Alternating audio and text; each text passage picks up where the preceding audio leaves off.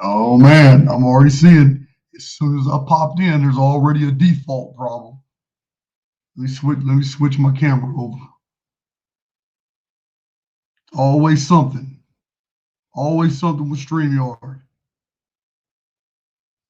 All right, let me switch this camera over before they make me mad.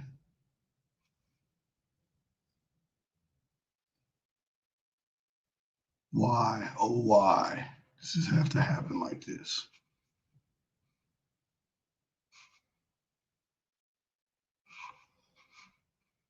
All right, let me go on my StreamYard. This ain't gonna work right here. Just a second. There we go.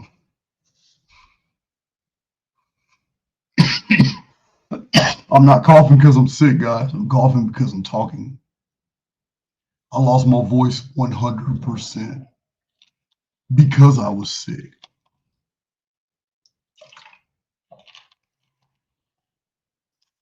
All right. So I switched over. Let me see. I switched over.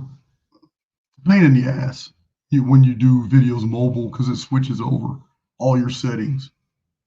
Can you hear me good? Or do I need to check out my other microphone? What microphone does it have me on? Default speakerphone? No, it's good. You should be able to hear me pretty good. Good. Excellent. Excellent. Oh, yeah. You guys already know where I'm at. I don't have to tell you. I told you I'm a man on a mission. I set out to prove something, and I'm going to do it. What I did not anticipate was that on my first trip to Vegas, I was going to get so sick. Yeah, it's crazy. An unusual sickness. I'm used to having the flu over years where I can barely breathe because I'm all congested and all that. And that's not like what this was. I could breathe just fine the entire time I was sick. I just didn't have any energy. And I had a whole bunch of sinus drainage where I was just steadily hacking up stuff. Like my body was going through a detox. And it might have been inspired or induced by all this EMF in Vegas. I don't know. I don't know what happened, but it took my voice. That's all right. That's why I haven't been doing lives, guys. I haven't had a voice.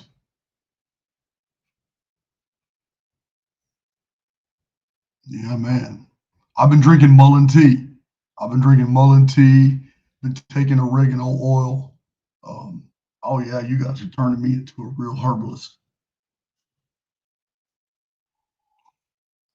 So we have another sponsor for this video.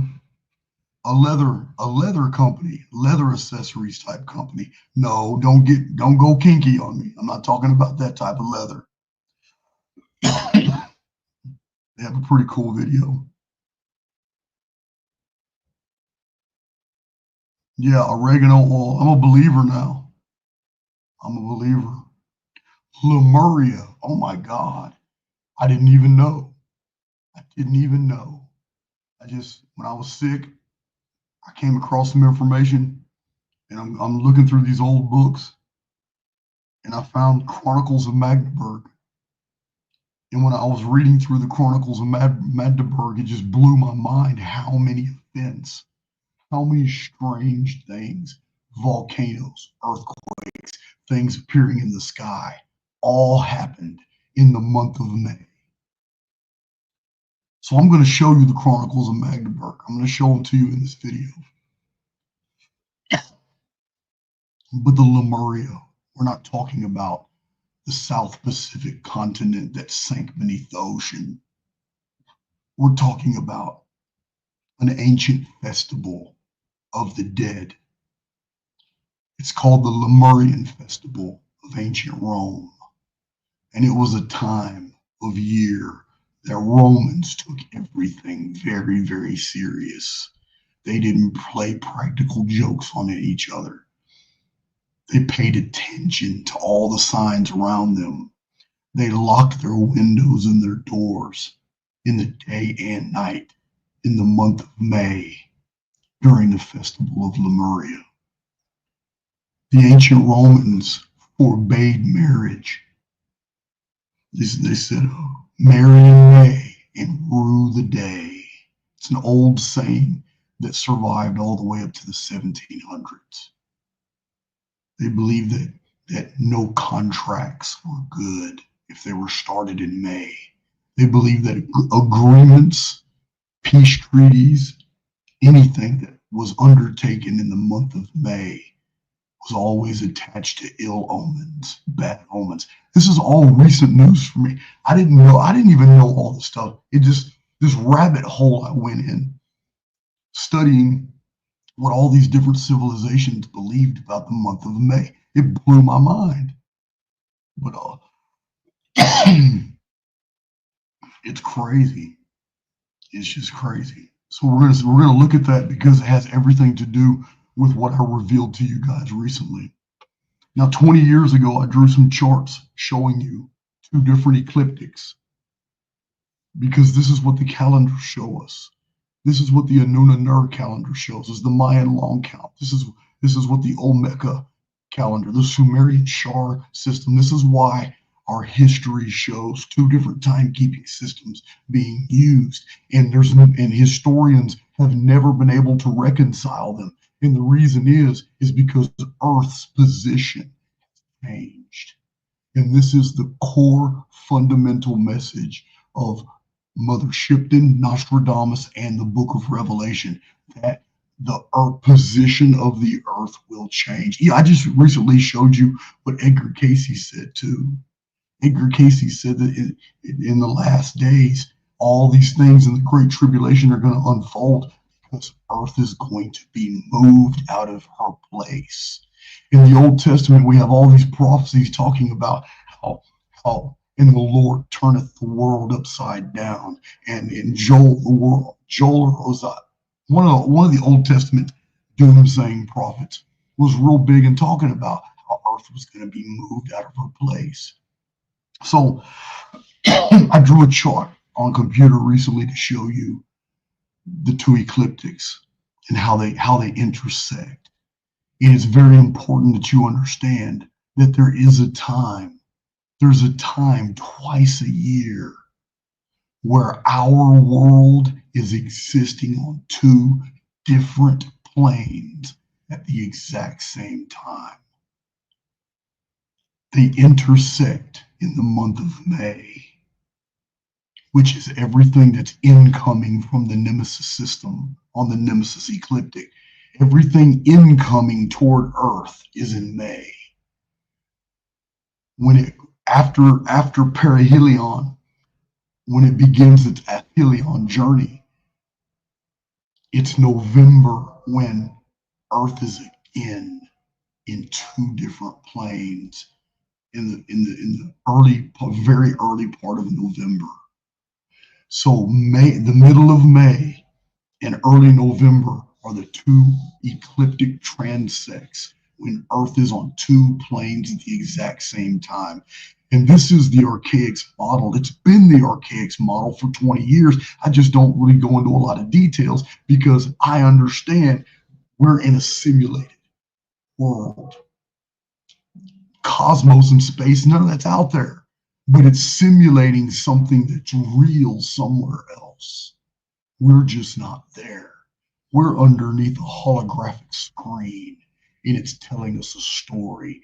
And what's amazing is when the historical record and the traditional legends, myths, and the beliefs of our ancestors actually correspond perfectly with the model.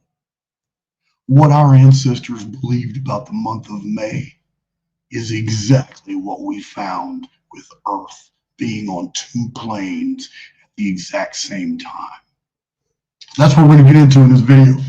But before that, we're going to have a little word from our sponsor. We have a little video clip.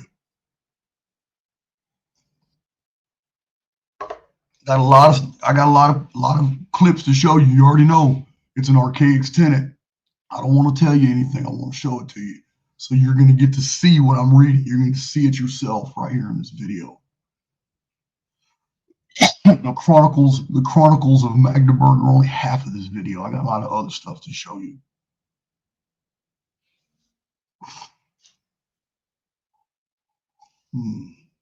So yeah, you can imagine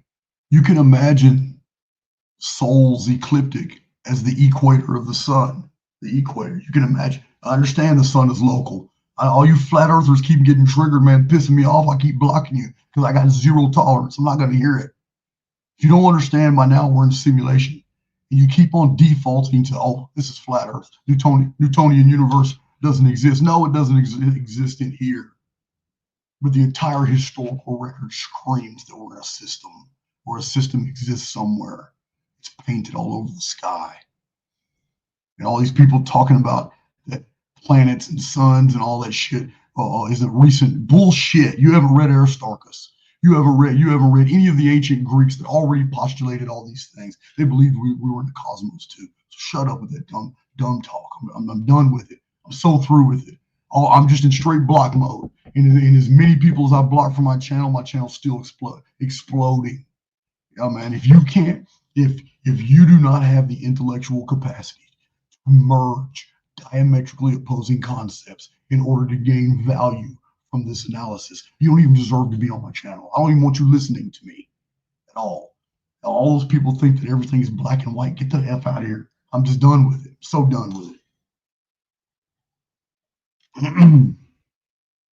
Now, so let me see. I see StreamYard got some new features. I'm gonna have to be careful. So remove it from Studio. Nice little new features too. So pretty cool stuff. All right, and a word from our sponsor. That sounds so weird saying that.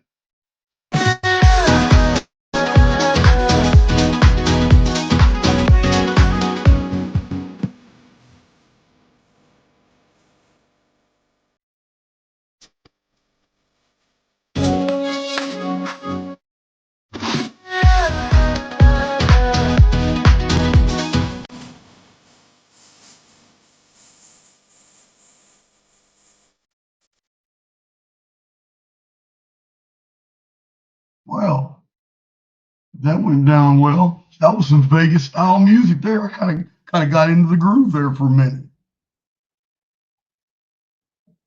So their information is in the description box right now. It's quite a bit of information too. I went ahead and posted all of it. Also, there's a website and a link. And we'll play that again toward the end of the video.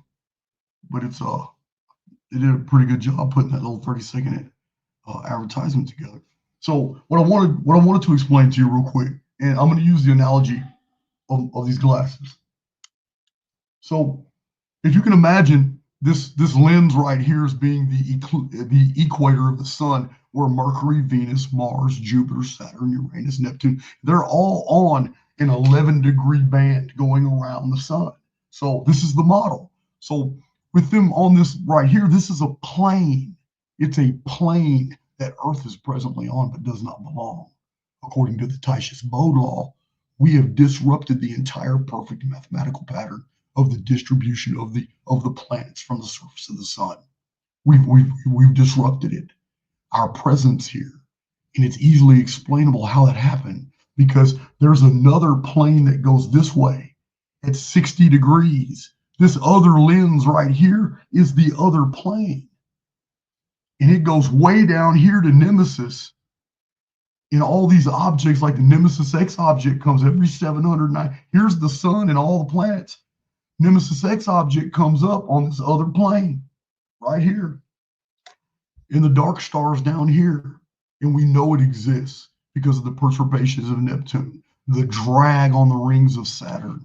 Listen, astrophysicists have worked out the math, and they understand why there's this drag on the rings of Saturn. They understand why that the Mercury and Venus are close to the sun, so they're within its gravity well, which means they actually roll around the sun with an axis at 90 degrees. Earth isn't like that. We're at 23.5 degree obliquity. Why? Because our axis is trying to balance between being stuck between two planes. And when we have pole shifts, it's because Earth is perfectly positioned right at the intersect between both the Nemesis plane and Sol's plane. It just happens every May and every November, but it's about every 2 or 3,000 years that it's a badass magnetic pole. It's a flip. So here's what happened. Here's with all the planets going around the sun this way in the model that we have as painted in the sky. Nemesis is no different. You can take Nemesis, which is at 60 degrees inclined to Sol's ecliptic. You can take Nemesis and put it just like this, because it's probably the right one, and we're the ones presently at 60 degrees variance. The reason I'm saying that is because the Nemesis ecliptic is lined up with the galactic Milky Way, with the center. We're not. That's why the Milky Way looks like a slash across the sky. The Milky Way looks like a slash across the sky because we're the ones upside down. This whole plane's upside down. But when we get back on the Nemesis, where Earth is from, on the Nemesis ecliptic, where Luna came from, where Electra came from before it was destroyed, it became a modern-day asteroid belt, where the Nemesis X object comes from, where the dark satellite comes from. And there may be other worlds we don't know about. But we know I'm not the one that invented the Nemesis theory. In 1983, two think tanks were kept separate, given the same data, and they came to the exact same conclusions. And the conclusion is there is a very close, unseen, compressed star close to our solar system. They named it Nemesis in 1983. They say it explains all the gravitational anomalies that are known throughout the solar system. But the very fact that there's another star here means there's a second ecliptic. So the reason I'm reminding you of this is because what we see from the traditional record and what the ancient Romans believed, and the Celts and the Chinese and the Bedouin Arabs, I'm going to share that with you in this video. What they believed is exactly this model. They just didn't understand that they were believing in this model, but it was the month of May. Because when you have two ecliptics, and the ecliptics are circular, so everything inbound transects in May. Every single year where Earth is in the month of May, that's the Nemesis ecliptic. Where Earth is in November 2nd, 3rd, and 4th, that's the Nemesis ecliptic. It's a flat plane disk and a flat plane disk intersecting, and these are the nodal points, the ingress and the egress, because everything's going counterclockwise from the Nemesis system. All the calendars that I've revealed to you in my Chronicon all started when different objects from the Nemesis system arrived here and started things, and it started different calendars. And the Maya started the Mayan long count, which for 20 years I've been telling people ends in 2046, not 2012. They knew 2046. How the Maya knew it was 2046, I don't know, because they have no tradition about the Nemesis X object. What they did is a countdown from 3113 BC, 1,872,000 turnings of stars, shars, or days, divided in 13 Mayan epochs called Bactans, each one 144,000 days. When you factor all that, the Mayan long count didn't end in 2012, it ends in 2046. The exact same year we have as the return of the Nemesis X object. The Nemesis X object was last seen in 1314 AD as a great black darkness that blotted out the stars. And in the European records, it was called the Black Comet, which was the seven comets over Europe. It was the Black Comet that appeared in 1314. It's been seen many times before that, as I've documented. But 2046, the Nemesis X object is going to be coming in at the exact same time. At the exact same time, Nemesis X will be on entering. It'll be in the entering zone when Earth is going to be on the Nemesis plane as well, on the exit zone. We're literally going to be shoved right back onto the Nemesis ecliptic, which makes sense of the book of Revelation, which says that a 24-hour day becomes 16-hour days, which says that a year of 365 days becomes now 242, 243 days long. Everything day and it says daytime, nighttime. The sun, the moon, the stars, everything is reduced by a third, which fulfills all the Old Testament prophecies that in the last days, Earth is going to be moved out of its place. So this is just the intro to this video for you to understand that what the ancients believed about the month of May. This is new data. This is new information to archaics. This is stuff I just newly found out. I'm going to show it to you on the screen. Oh, the Starbucks coffee is so real. Oh. Well, you know everything in the casino is expensive when Starbucks is the cheapest thing around.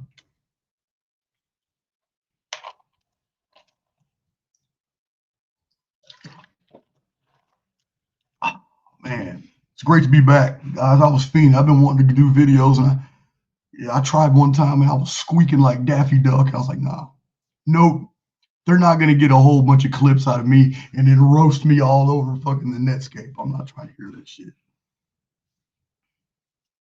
They would have had me side by side dancing with chipmunks. I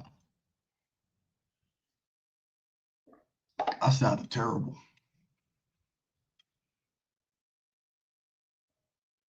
All right, let me share. Thank you, mods, for. Oh, we sold 5 more tickets to Vegas. So I'm telling you now, you're gonna want to be here. We're gonna have a blast. So, unlike other meetups in the past, we'll do a little dinner type deal somewhere. We'll all meet at a restaurant. And then we'll do meetup, and then it's all over with. Everybody goes on about their business. And a lot of times, errands will all come together and do their own thing after we've already left. Well, Vegas is going to be special. Vegas is going to be special because some of you are going to want to indulge in some extracurricular activities, and I'm going to help you do that. I'm going to help you do that. These old bet slips. Yeah, man. Well, I'm not going to talk about that on YouTube. Opus. I've been working on Opus. I had to gut some of it, but I added 3 new algorithmic filters. And man, listen, man, that's why I'm here, guys. Listen, total pattern break. I just got on a plane. Yeah, ask anybody in the Archaics team, they'll tell you.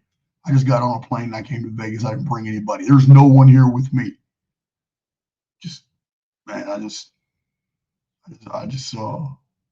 I'm burning to get something, prove a point, get some things done. So also stop by the Golden Nugget. I'm getting things ready for our meetup. So if you guys still want to come, you can. You don't have to stay in a casino. Casinos are pretty cheap. They're not there. I mean, hotels can be cheaper. I mean, can be more expensive, but you don't have to stay. If you live in the Vegas area and you want to come to the meetup, you can buy a ticket and come to the meetup. You don't have to stay at the casino, but you can come into the casino, and because that's what we're going to do. We're going for 3 days. We're going to have a blast. We already got a restaurant planned for the first night, and then we're going to be all together for the meetup. Then we're going to have a restaurant that night. Then the next day, we got 3 or 4 events all planned, all back to back, and we're going to hang out on the casino floor. I'm going to talk to everybody who wants to talk. I said, yeah, man, I'm not just going to get on a plane and leave like most meetups. We're going to hang around for a while.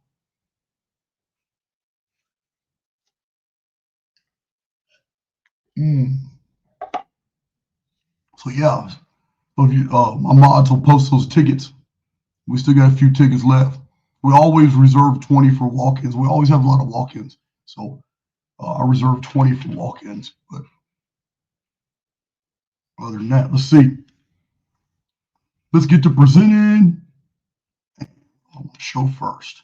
So if I'm going to share my screen, I'm not in my studio, so I'm only dealing with one screen. Makes it a little bit harder for me. I ain't got used to 3 screens. So best thing for me to do real quick,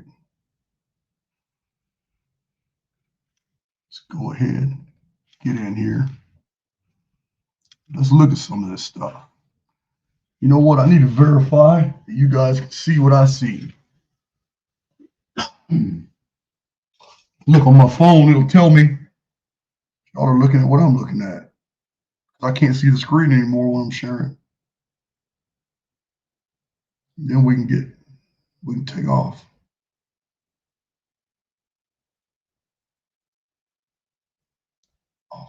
Awesome, cool. Y'all can see exactly what I see.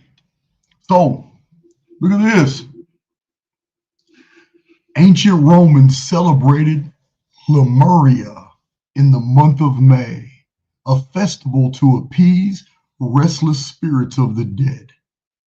Lemuria was the time of the ghosts. The festival was to appease these restless spirits that had died violently or without a proper burial. They considered May an unlucky month for weddings, giving rise to the saying, "Marry in May, rue the day." In fact, the Temple of Vesta remained closed during May. Public ceremonies were generally avoided, and some businesses would close or limit their activities. May was seen as a time when the boundary between the living and the dead was thinnest, which would be true, for the position of Earth in the month of May is at the intersect between both Sol's ecliptic and the Nemesis ecliptic. In May, in the month of May, Earth is literally on 2 planes. Let's hammer this point in. Let's hammer this point in, guys. We got to hammer this point in. By looking at this, this is the recent chart that I published. You can see the Nemesis. The Nemesis plane is in blue, and it's at 60 degrees obliquity from Sol plane. This Nemesis plane you see in blue is also where you find the Milky Way galaxy. So it's not Nemesis that's upside down. The Nemesis plane is equal to the galactic plane. It's Sol. We're the one we're on now. We're presently out of alignment. We're out of alignment with the heavens and the earth, the cosmos, the galactic plane. We're totally out of alignment with it right now. The yellow arrow in the middle, that's Nemesis transects Sol ecliptic in May. This is right, here's where the 2 planes first collide in the month of May. And then way over 6 months later, in November, you have the Nemesis ecliptic transects Sol ecliptic in early November, way over here. As all these objects like Phoenix, which is on the Nemesis ecliptic. Remember, I showed you of ample evidence from the historical record and astronomer Hoffman in 1764 in the month of May when he observed a giant celestial object darken the face of the sun, and the other astronomers did not believe him because he said it came straight out of the north, but traveled over the face of the sun going southward. And they didn't believe that because they didn't know that there was an ecliptic plane there. There has to be an ecliptic, another ecliptic there for any objects to pass like that. And I've shown you in my research that in ancient Hittite records, we have the same thing. We have an object that passed over the surface of the sun coming out of the north, going toward the south, which is impossible by what NASA promotes as our solar system today. It's impossible. But once you account for the 1983 IRIS study, the think tank that came out with the Nemesis theory, every bit of it fits. Here's Nemesis X coming in 2046. Here's the Dark Satellite coming in 2052. Right there. These are all moving on that ecliptic. So in the month of May, and in early November, the Day of the Dead. In the month of May and in early November, the Day of the Dead. These are the two times a year that Earth is on two planes at the exact same time. Just wanted to hammer that in before we continue.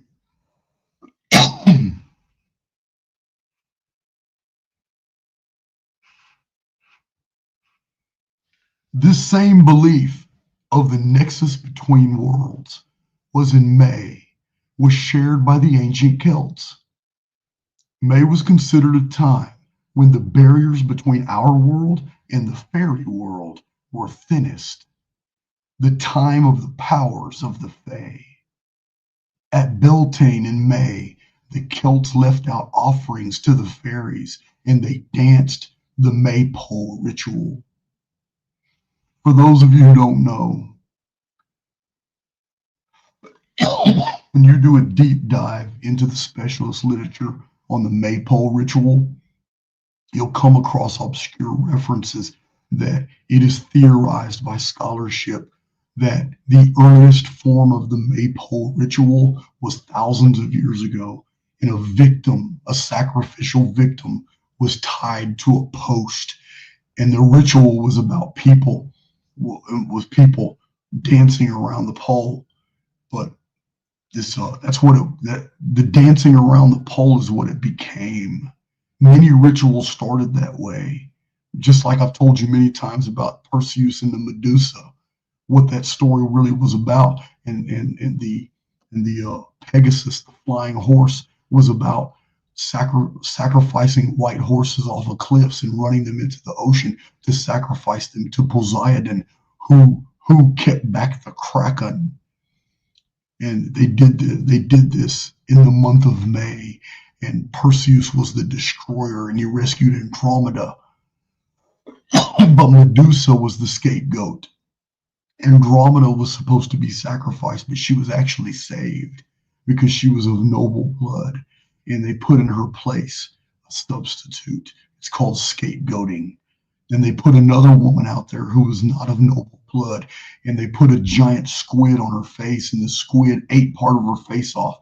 And if the Kraken, if the tsunamis, volcanoes, earthquakes, all that stuff stopped in time, they would take the squid off of the victim's face and she would live, but she would look Medusa, and she would be hideous.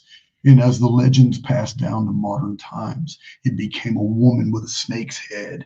But that's not how it started. It started as human sacrifice, and sometimes those humans survived. So it's same thing with the Maypole ritual. The Maypole ritual was to offset something that was feared in the month of May. Even in the southern deserts, this belief prevailed. Think about that. The Celtic world is in the far north. Now, in the Bedouin deserts, the tribes traditionally viewed the month of May as a transitional month when the desert becomes increasingly hostile. Some believed that the desert jinns, the spirits, were more active during this time. There were warnings about traveling alone in May, especially at noon. Can you imagine?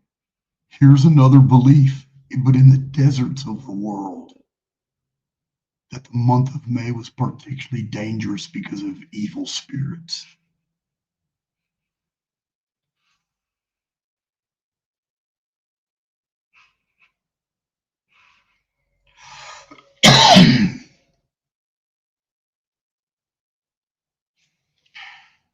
The Chinese lunar zodiac has 11 ordinary animals and one fantasy beast. The fifth month of the Chinese zodiac, which is lunar, is the dragon. All the other 11 signs are normal animals that you would find on a Chinese farm. Only 1 month is unusual, and it's the dragon, and it's the 5th month of the lunar zodiac. Traditional Chinese belief was that the 5th lunar month was unlucky, considered an inauspicious time for major life events. Some regions traditionally avoid weddings during this month, just like ancient Rome. The Chinese and the Romans believe the same thing. Do not get married, do not engage in contracts in the month of May. The 5th month of the zodiac is May. You can't make this shit up. This is an opposite parts of the world. So the ancient Greeks celebrated a festival called Thargelia, usually falling in the month of May. It is a festival dedicated to Apollo. In fact, May is the birth date of Apollo and the time of the Pharmakos ritual, also called the scapegoat ceremony, which had its roots in human sacrifice. Remember, guys, I did a real in-depth series of videos recently showing you the history of Apollo, and that the modern solar zodiac was the birth child of Apollo, and that Apollo and Gaia got together and they banished a previous zodiac, which had nothing to do with Aries and Libra and Gemini and all the other signs we're so familiar with today. I cited this ancient Greek legend that says that Mother Earth and Apollo got together and they banished the earlier zodiac. And Apollo introduced the new zodiac, which was the one you know of, Aries and all this. How is this possible? Again, I have to default to this chart so you can understand why it's so possible. Why has archaics documented so much evidence that the Aries through Pisces zodiac does not exist prior to the 7th century BC, and that all zodiacs prior to that were lunar and totally different signs? Why? Because the zodiac of Aries, the zodiac of the zodiac of Apollo, which is Aries through Pisces, only applies to this band right here that you see, this one ecliptic plane. The zodiac is the 12 sections of heaven around Sol, the sun, right here. Apollo Helios is right here, representing Sol, the sun. The older zodiac, which involved the Pleiades in Orion in Canis Major and Canis Minor, and the Great Bears in Draco, Alpha Draconis. The old zodiac is on this plane right here, but it's at 60 degrees upside down. It's right here. That zodiac still exists, but not from our perspective. Why? Because Earth has been moved out of its place, and it's not going to return to its former place until 2046. Here's the old zodiac, goes around this ecliptic. This is the goddess ecliptic. This is the god. Nemesis is the goddess star. All the most ancient calendars were goddess oriented. All the most ancient political systems were all goddess oriented. All the earliest legends and myths all show the matriarchy was in power. Apollo usurped all of that. How? Because Earth was moved onto a totally different ecliptic. It changed the zodiac. It changed the political structure. It changed everything. The patriarchy took over. Every bit of this is explained in this model.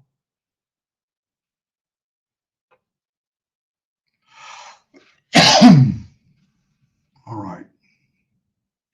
So,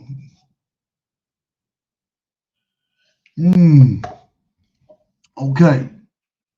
So let's look at some of these things in the month of May. In the merry, merry month of May.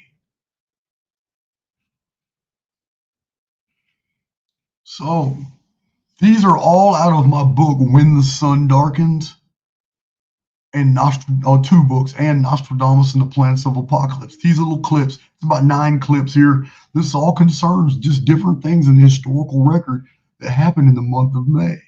Like on May 20th, 1903, when the Lowell Observatory published that an object was seen on the terminator of Mars, which on May 27th had moved and was determined to be a dust cloud in space. It was seen in the month of May.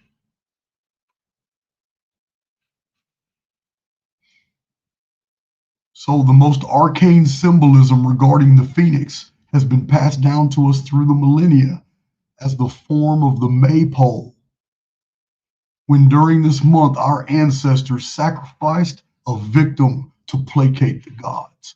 I wrote this about 16, 17 years ago.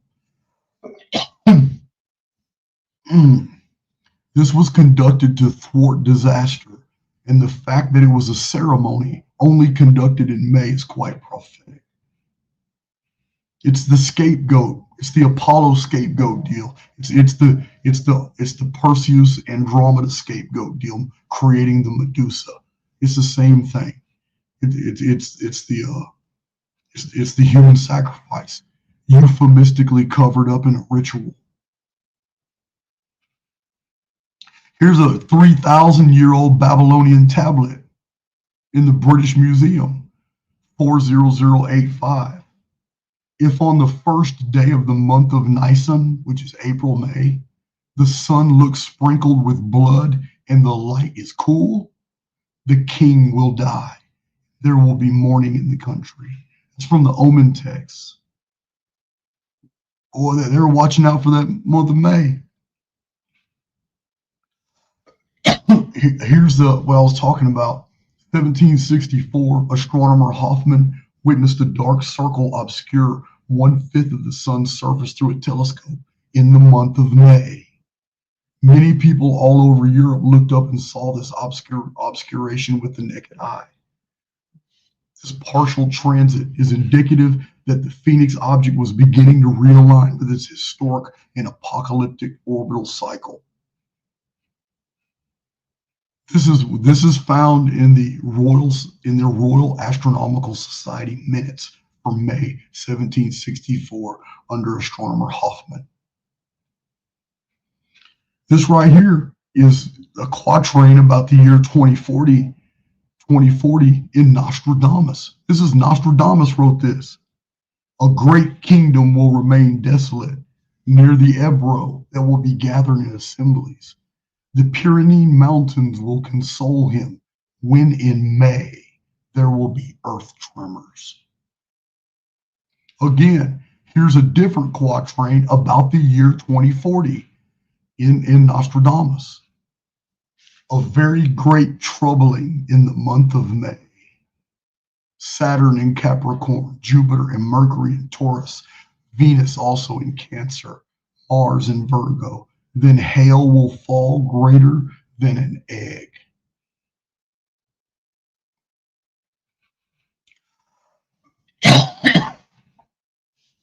So in 1902, red earth, red rain, and red mud, sometimes 50 tons per square mile, fell all over different continents, especially New Zealand, Australia, Asia, parts of, well, a lot of the northern hemisphere too. Europe and the UK had a lot of fallout too.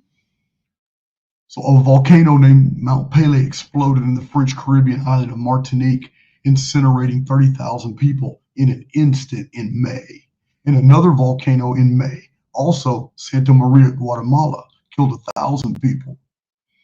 So I thought there's a third volcano too, but it's in South America. There's 3 volcanoes that all happen at the same time in the Americas. So in the month of May in 1980, this long dormant volcano, Mount St. Helens, exploded, causing widespread environmental ruin in the western United States.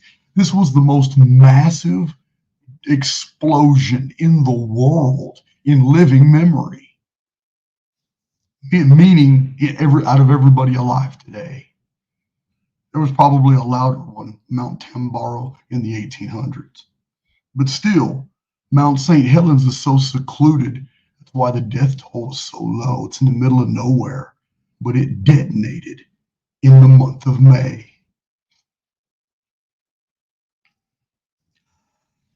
Let's see, this part of this one got cut off. In 1965, a comet was seen in a windstorm afflicted Bangladesh, India, 17,000 people in May, followed by a second windstorm that killed 30,000. It's crazy. In the month of May.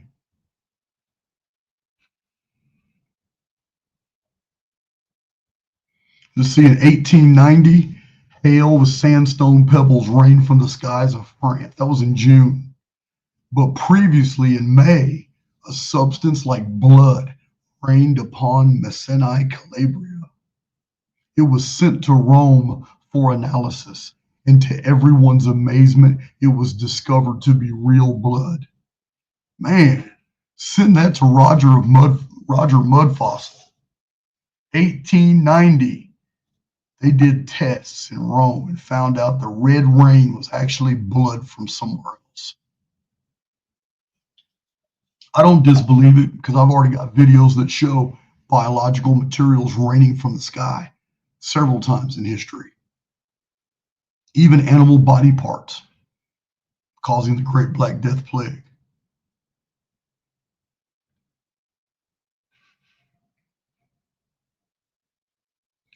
Let's see. Fiery globes cross the sky over Swabia, it's Africa, which preceded an earthquake in May 28th. So here in Archaics, I've documented many earthquakes that were all preceded by aerial phenomena, like globes, strange storms, just weird stuff in the sky, and then the earthquake would happen. In 1808, many people in North America watched in stunned fascination as a long procession of meteors passed overhead for 2 hours on May 16th. Wow. Some were seen to fall to the earth, and when the areas were searched by the people, it was discovered that a strange gelatinous substance was on the ground. And I've talked about this too. I've showed you William Corliss's material and Charles Fort's material, where they document that fallen stars are actually a putrid, stinking, gelatinous material that's all over the ground. Yeah, not a rock from space. It's like the hologram is made of stinking plasma. So crazy. In the year 1202 AD, at the height of a famine in Egypt that had already caused widespread starvation, a series of earthquakes began on May 20th. Ships out in the harbor in the Mediterranean were pulled away from the coast and never seen again. Man, that'd have been scary as hell, being in a ship and all of a sudden the coast, the city, the harbor starts going far away, and you realize, holy shit, the sea's pulling us out. Yeah, man, that's crazy. Wouldn't want to be on that ship. Oh, I just saw Ammianus Marcellinus' name right here. Roman historian Ammianus Marcellinus. Okay, so let's take a little break and talk about him real quick, because you need to know this. Listen, I've been reading the comments, and I got the emails, and on X, you guys have been asking me, and everybody's asking me, Jason, what do you think about this new discovery in the Great Pyramid? And I'm telling you now, it's bullshit. That's what I'm telling you. It's bullshit for 2 reasons. One, those scans don't conclusively show that there's anything like that. That's an artist rendition. That's just it's crap. That's basement rock. It's bedrock. It's the reason why they built the Great Pyramid at that site, because it can support the weight. So the other reason it's bullshit, there's nothing 2 or 7 kilometers down in 2 huge square structures trying to give you the idea of a battery obscurity. And then some idiot, man, using computer graphics takes the relieving Davidson chambers above the Great Pyramid, the only ones in the entire world like it found anywhere, and then makes 5 or 6, 7 of them at the bottom to complete their computer. It's almost like a CIA psyop. Like, hey man, let's put this out there and see how many dumbasses fall for this. It is so pedantic. Listen, guys, there's nothing new about underground levels of the Great Pyramid complex. You're being psyoped. There's nothing new about it at all. Herodotus, 25 centuries ago, in the book The Histories, it's Herodotus of Halicarnassus. The man wrote about underground galleries of rock, huge chambers, coffins, all kinds of things underneath the Sphinx and the Great Pyramid. He's not the only one. Other ancient Greeks talked about it. The reason I'm mentioning Ammianus Marcellinus is because he's very specific that underneath the Great Pyramid is multiple levels of all kinds of stuff where the priests performed all kinds of functions. He doesn't know what they were, but he does write that there was great hallways, corridors, galleries, and chambers, multiple levels under the Great Pyramid. Yeah, Great Pyramid is 454 feet high, but those levels aren't going to be 454 feet deep. It's just going to be a few levels. It's hyperbole, guys. I honestly believe there's an intelligence agency out there just churning up shit, releasing it to the public. And it just blew my mind how many YouTube channels just jumped on this shit like it was factual. Fuck. Yeah, I'm kind of distancing myself from a lot of people. I have to. I'm going to lose IQ points. So I'm confirming that Herodotus, Ammianus Marcellinus, Al-Masudi al-Makrizi, 900 years ago, Arabic scholar, he wrote about him too.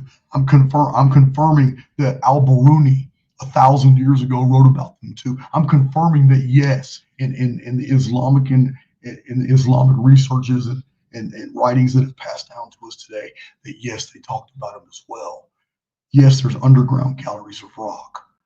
No, they're not 2 kilometers. They're not 7 kilometers. There's no giant springs and boxes down there making it look like a battery. All that is psyop. It's all bullshit.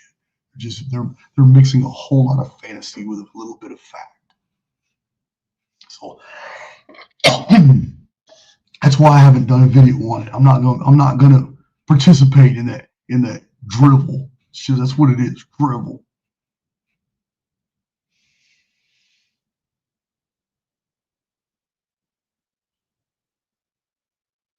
Let's see here. All right. So Zechariah Sitchin wrote a whole lot about the Phoenix phenomenon. He documented in his Earth Chronicles so much about the Phoenix phenomenon, but never once did he ever make the connection that there was an object every 138 years called the Phoenix that was causing all these things throughout human history. He never once made the connection, but he has so much he's got so much data on the Phoenix.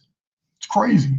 So that the Phoenix calamity was known and watched for in ancient South America is evidenced by the fact that the early Peruvians and the Incas, according to Father Molina, commenced to count the year in the middle of May, when the priest scribed at the Coricancha to chant hymns to the sun that it would not grow old and break the peace. Additionally, the observation towers studied by Garcilaso have recently been restudied by astronomers from the universities of Texas and Illinois, who discovered that the sighting lines in those towers were proper only for the month of May. This is in the Lost Realms, page 165, Zechariah Sitchin. Why is this important, guys? The ancient South American cultures that left us Tiahuanaco, Cuzco, Machu Picchu, and so many other places, Lake Titicaca, Pumapunka, left us all these megalithic civilizations. They believed 100% that the year began in May. In May. Not only that, they built temples, pyramids, and towers where the sight lines were perfect only for the month of May, things I've shown you before. And in Central America, I even showed you a pyramid that has 138 dragon heads adorning the pyramid. Why 138? Why didn't you stop at 140?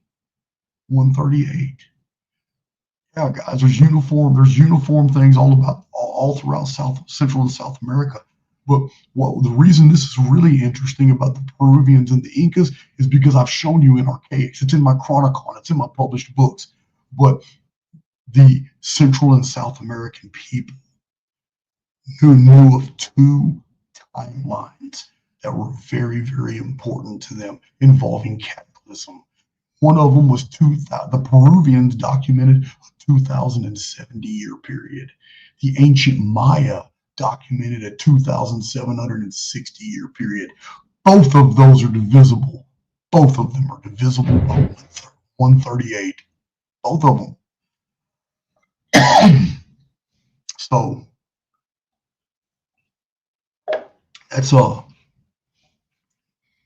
it's not the only. We're gonna find out something else amazing about an ancient temple site in its connection to the month of May. Look at this. Long ago, in the month of May, people honored the dead by placing red robes everywhere. From Archaics veterans, I know nobody else is going to know this, but my Archaics veterans and those of you engaged in Archaics Academy, you'll know that in ancient times, something so terrible happened that caused red fallout from the sky that the Cro-Magnon and later European peoples always buried the dead. They called them the red paint people and the red ochre people. And it continued all the way up into the beaker people. And that something so terrible had happened in the month of May. And it caused this redness to be all over the place. It's almost like War of the Worlds, how the aliens spit human blood out all over the land. This is what the ancients did. When they buried their loved ones, they buried them with their possessions for the afterlife and all that. But they always packed in red ochre and red mud. Why? This was a tradition that lasted for a very long period of time, putting red ochre and red paint in the burials with remember, Phoenix fallout is red dust, red rain, and red mud from the sky. Here's what's interesting. Sir Norman Lockyer is convinced that the astronomical significance of Stonehenge concerned the month of May. What? The month of May? Hold on. Let me tell you something you don't know. First of all, you do know, if you've been listening to me, that the Great Pyramid has hundreds of rectilinear measurements that are all divisible by 138, and that the Phoenix phenomenon is connected to the geometry and the precision measurements of the Great Pyramid in Egypt. But what you don't know is that Stonehenge is precisely 51 degrees north latitude. The Great Pyramid's slopes are at 51 degrees. Whoever built, they were built at the same time. Remember, if you look at Chronicon, you'll see during the vapor canopy period in the pre-flood world, Stonehenge was built first, and then the Great Pyramid was built. They weren't built too far from each other. And yet, we have Stonehenge. If you've read my book, Anunnaki Homeworld, I have 2 chapters on Stonehenge and decoding it, showing you what it means. What it means and how it's a geodetic calendar of space-time. And its chief function is to draw attention to the Great Pyramid. This is what Stonehenge does. And what's interesting is the Great Pyramid is full of 138-year references, but it's not full of it doesn't have any reference to the month of May. And yet the 51-degree sloping angle hints of 51 degrees north latitude. And anybody who knows anything about the Great Pyramid and done any studies from the days of Tompkins all the way up till now knows that the Great Pyramid is a scale three-dimensional model of the Northern Hemisphere. This is widely known. It's published in hundreds of books. So at 51 degrees north latitude in the Northern Hemisphere, we have a circular temple that if you were to see what it looked like originally when it was Technolithic and not what it looks like 5,000 years later, you would understand it's a beautiful clock. And even the trilithons were angled perfectly at 23 degrees, which is Earth's obliquity. It's all self-referencing, but Stonehenge geodetically refers to the Great Pyramid. The Great Pyramid is referencing the Stonehenge location, and yet Stonehenge is the whole layout of Stonehenge with the heel stone, and every bit of it points directly to the month of May. So some of the worst earthquakes on record happened in May. Remember, in the month of May, Earth is located on two ecliptic planes at the same time. This is why it's so important. So in China, we had the Sichuan earthquake. It was in the month of May. 87,000 people confirmed dead. Japan, the Nankaido earthquake, May 20th. Over 31,000 people confirmed dead. Central Peru, May 31st, 1970. 66,000 people confirmed dead. That's crazy. It's terrible.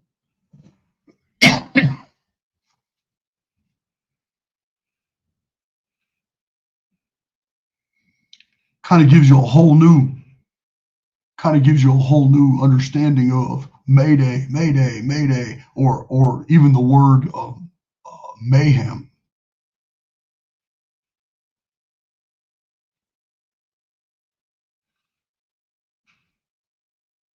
All right, so we have one more thing to get through. I've gone through everything except the Chronicles of Magdeburg.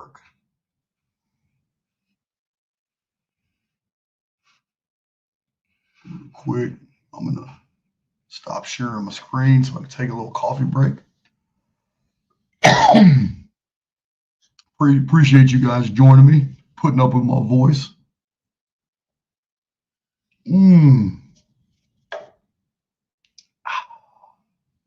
Travis Ayers, how you doing? Bad Pup. Thank you, moderators, for helping out. Now we're going to get to the word mayhem. Yeah, the word mayhem comes from old roots. To do harm, to injure. Those are the root words in mayhem.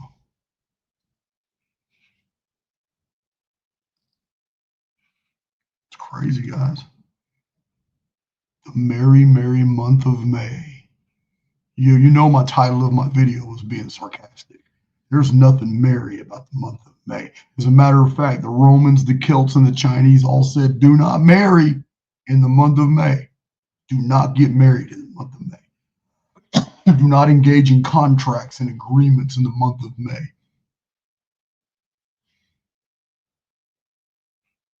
And yeah, that's a good one. Lee Demio Coffee. Yeah, Maya, illusion. May. I mean, think about it.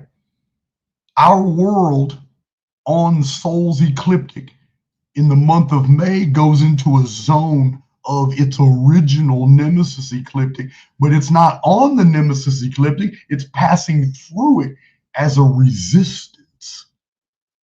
It's not going with the flow. There's a flow. It's a flow zone, guys. The ecliptic is an energy zone. You can look at it like this. It would be like a ley line in space. And while Earth is now moving around Sol in the model, this is the model that we have. This is the model the sky shows us. And in that model, Earth is passing along this plane. But then it hits the nemesis plane in May. What do you think is going to happen? Yeah, all kinds.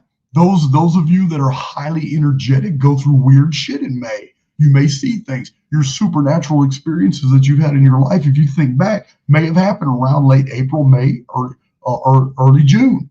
You don't know. You got to really document these things in your life. But the greatest two sections of the year are November 2nd through November 4th in the middle of the month of May.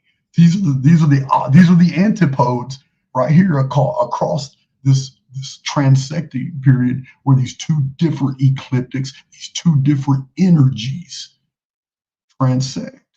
So yeah, there could be a lot of truth now. We have to, taking this into consideration, we have to look at some things. Like, it hurts my feelings to say this, but we may have to consider some of the things Steiner said about these spiritual beings from that perspective now, because we just don't know. If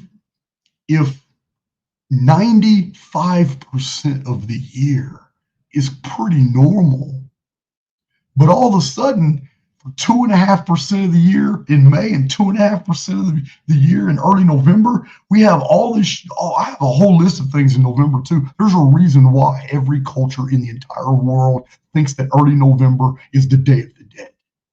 Believe that. It's attached to the Nemesis X object. It's the exact time it's always seen, always.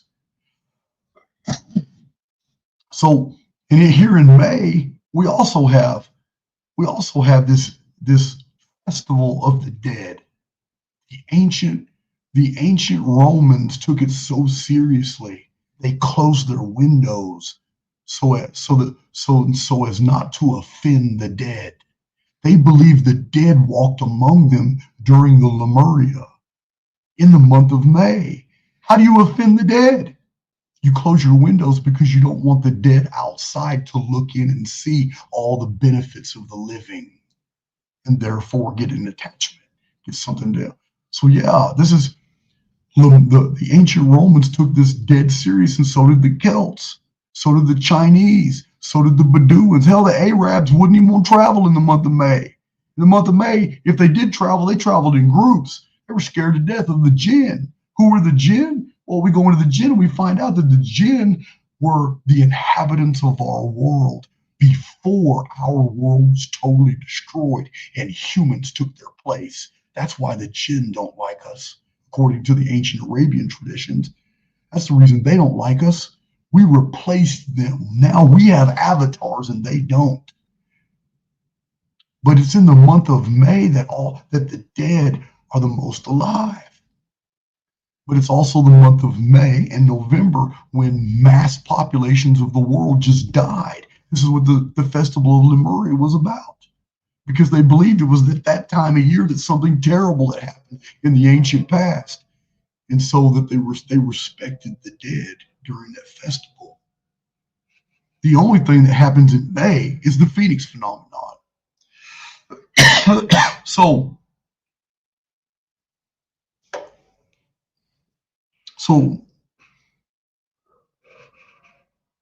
now, many times in my Chronicon,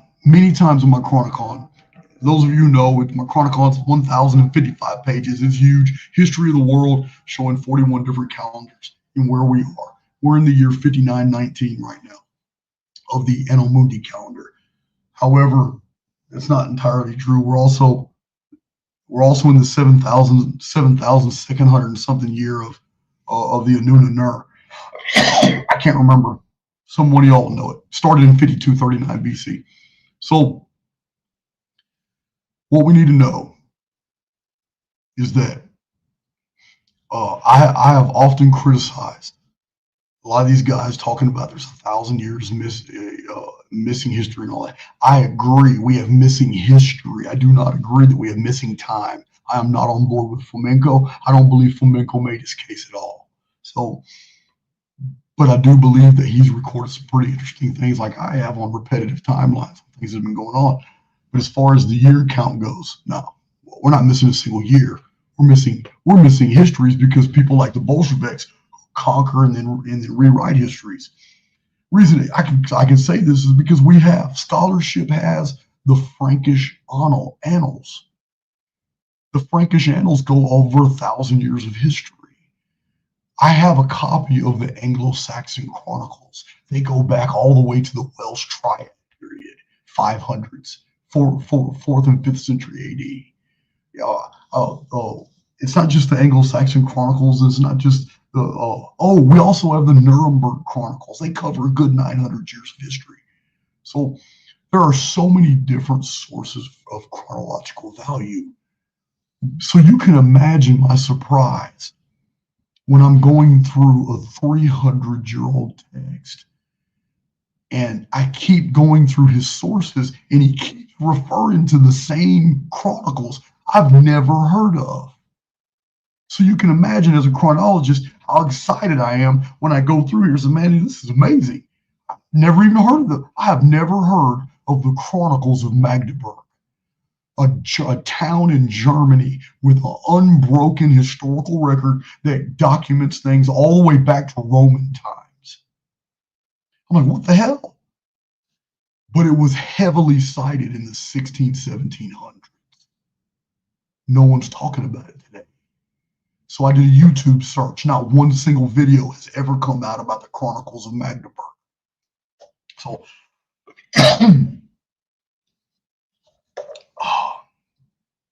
so anyway, you have a treat here. I'm going to show you the Chronicles of Magdeburg. And it's just so amazing. It's just amazing. But the reason I'm showing you these passages is because it blew my mind as I'm going through all these citations of the Chronicles of Magdeburg.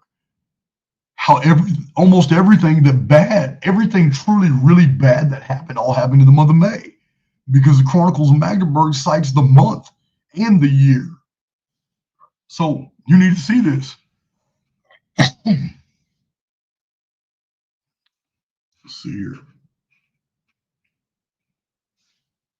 Share my screen again. Wow, I've been going for an hour and 13 minutes. Thank you, voice.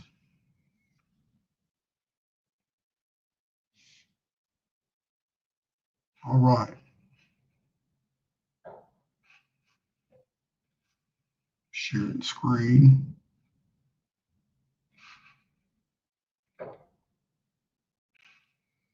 Ancient Lemuria. Ancient Lemuria and the merry, merry month of May. Excuse me. So this book has been shared by several YouTubers, but this is the book that drew my attention to the Chronicles of Magdeburg. This book's 300-something years old. It's published in the 1700s. I've done a video on it in the past.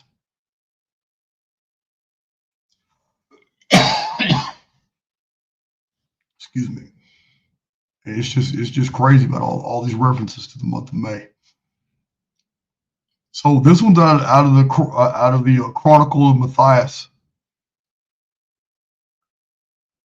See if y'all, because y'all can see what I see. So on May 29th, a terrible earthquake shook Antioch. In the time of dinner began a fire, which consumed what the earthquake had left. The fire raged 6 days. Many thousands of people perished. The beauty of this noble city was defaced and destroyed. The report of this troubled the Emperor Justin so much that he laid aside his crown and purple and put on sackcloth and ashes several days. That's amazing, because Procopius in the Secret History paints Emperor Justin as being the devil himself. He claimed he was Apollo sitting on the throne and that he was ruling the empire of men as a demon, and that his wife was a demoness, and that she had a bed chamber that was attached to a torture chamber, and she liked to torture people in her dungeons at night. So anyway, the Antioch, this is one of the worst earthquakes in the historical record. 526 AD. Really interesting. 526 AD is also the exact date of the beginning of our calendar today. The Anno Domini calendar was designed by an agent of Rome in 526, specifically to hide a 552-year period that the church didn't want the people to know about. I have a whole video about it where maybe one of my moderators can put the link in the description box. I have a video about the Anno Domini calendar and how it was specific. Our modern day calendar today was specifically designed by the Vatican to hide the Phoenix cycle of 552 years, which is 138 times 4. This earthquake happened the same year that calendar was made. In the year 672, a great plague in England, according to Bede. Bede was a scholar of the time. He was called the Venerable Bede. A comet for 3 months. About this time, or in 670, a grievous plague afflicted the city Pavia a whole year. In the month of May of the same year, a terrible fire shined in the sky 10 days together, to the great dread and surprise of all. On the 6th of the nones of May, the sun was eclipsed. There was a great death of people that year. Man, it sounds really terrible. Didn't even go into detail about how all the people died. Just said in the month of May, the sun went dark. And there was a great death of people that year.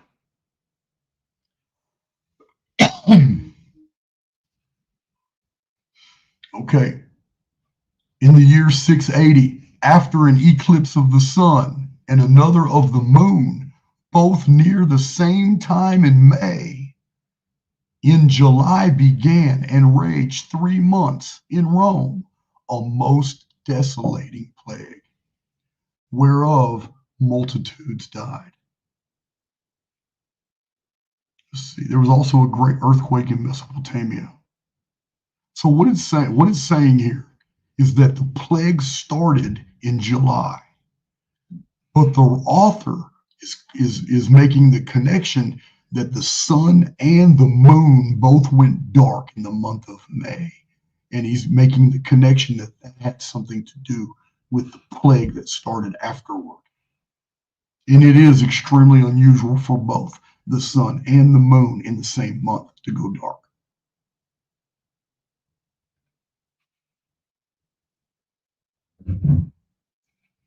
In Constantinople in the month of May, according to the Chronicle of Magdeburg,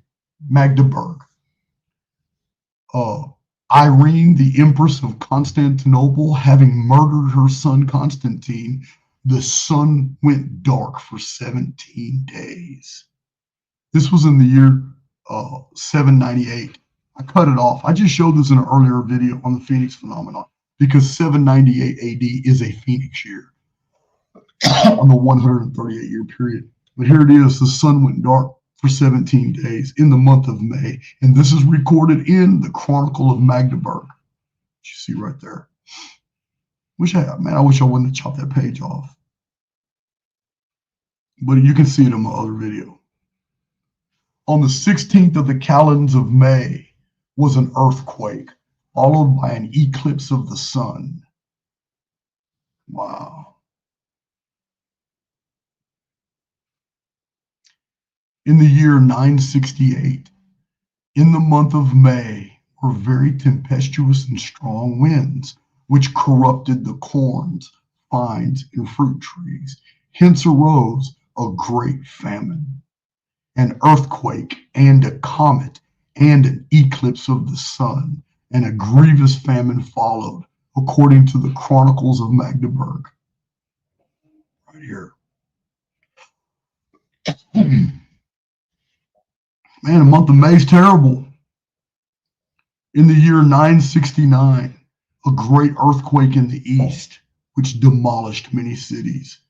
In the month of May, the corn was burnt by the winds, and it died, and caused a famine. Merry, merry month of May. The year 1009.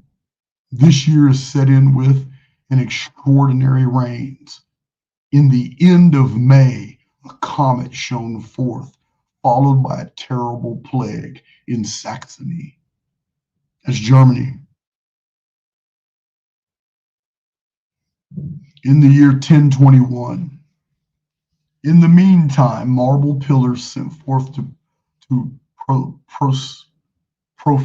so profuse a sweat as if water had been thrown on them. In the month of May was a great earthquake in Barbary. Chronicles of Magdeburg. That's amazing. Barbary states are North Africa. Chronicles of Magdeburg are amazing because they cover events in ancient Rome, the Mediterranean, and all over Europe. A great earthquake in the year 1021. This is during the Norman times, so I wonder if that's how they were getting their information.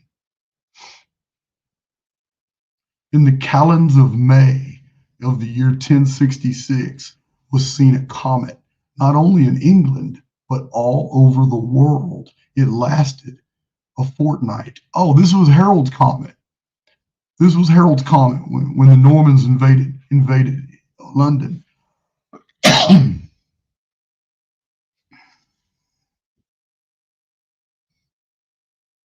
All right. In October, a great earthquake did much. This is the year 1068. Did much hurt in many places. In the month of May, a comet of a stupendous magnitude for 40 days. Chronicles of Magdeburg. In the year 1110, on May the 5th, a long and total eclipse of the moon, then 14 days old. The night was clear, starry, and a great frost which killed the blossoms of trees.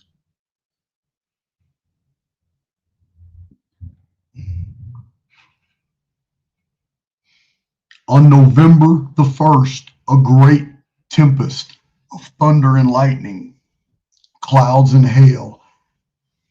Okay, I'm reading. It's not May, but that is November. In May, at the bottom, in May and July, eclipses wherein the moon was red as blood. Remember, guys, archaics may be the only source that has compiled all these sun darkenings in history and explained and showed that it wasn't eclipses. In the historical record, because it's the word that they use. They've been using it since the days of Pliny the Elder. They've been using it since the days of Strabo and Diodorus. They just say eclipse, which to them means darkening of the sun or darkening of the moon. But the truth is, we have sun darkenings that don't have anything to do with an actual eclipse. It has nothing to do with the moon darkening the sun. It has nothing to do with the moon passing into the shadow of the earth. They darken for other reasons, as we've documented. And I've even mentioned many ancient historians that told us this, that these darkenings are not normal. They're not eclipses. So just remember, every time you see that eclipse, the word eclipse, it doesn't mean eclipse like in modern astronomy. It does sometimes, but not all the time. Okay, let's see. In the month of May, in the year 1117, was a great plague of locusts at Jerusalem, which ate up the herbs, trees, vines, and sown corns. Most bridges in England were broken down by floods and rains.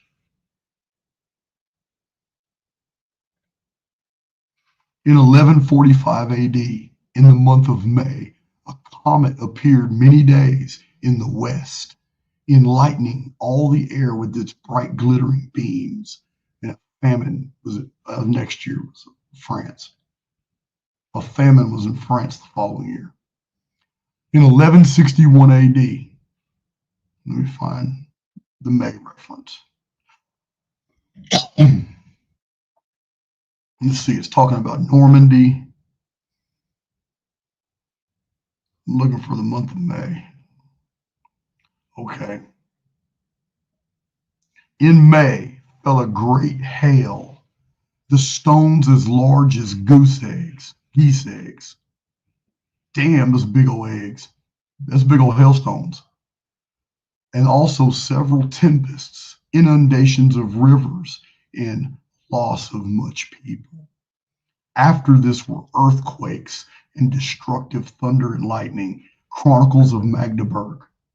So in the month of May fell great hail, stones as large as geese eggs, followed by storms, floodings of rivers, and the loss of much people. After this were earthquakes, destructive thunder, and lightning. This reads exactly like the sixth seal of the apocalypse. The sun turns black as sackcloth of hair, the moon turns red as blood, stones fall from the sky, and earthquakes destroy the world as the kings and the mighty ones hide in the caves, and they cry unto God to save them. Sounds exactly the same thing. Sounds like I'm reading the Ragnarok. The year 1185. The sun was eclipsed after 9 o'clock on the calends of May. In Calabria was a terrible earthquake. The archbishop with his clerk, whole family, and most of the city were swallowed up, and many castles were overturned. Thousands of people were destroyed. A city on the Adriatic Sea with its whole inhabitants were swallowed up in the night. Man, the merry, merry month of May. The year 1197, on the 4th of the nones of May, was a terrible earthquake. It lasted long and it did great mischief. Chronicles of Magdeburg. In England, it rained 3 days together.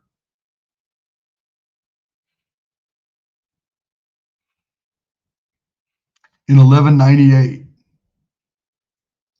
on the Ides of May, it rained blood in England. Wow. It's 1198. This is the year 1201.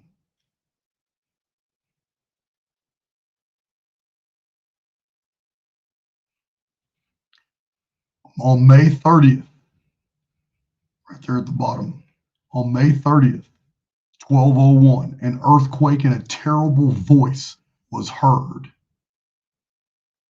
Achonin, Tyrus, Arcus, and Tripoli were almost entirely ruined. Multitudes were killed. Wow. Again, this is talking about Mediterranean cities. 1211 AD, a hurricane or an earthquake.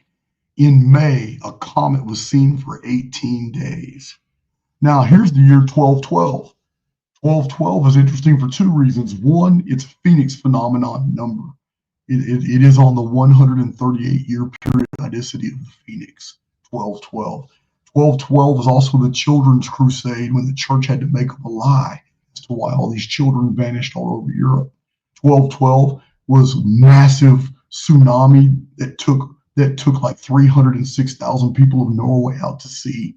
1212 was terrible. I got a lot of Phoenix data for the 1212, but I didn't have this right here. This is new material. This is 1212.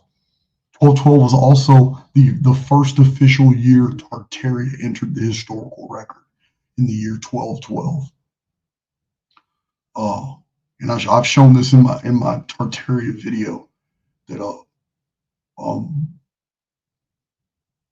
in the 98th year of Tartaria, Uthman the Tartarian founded the Ottoman Empire.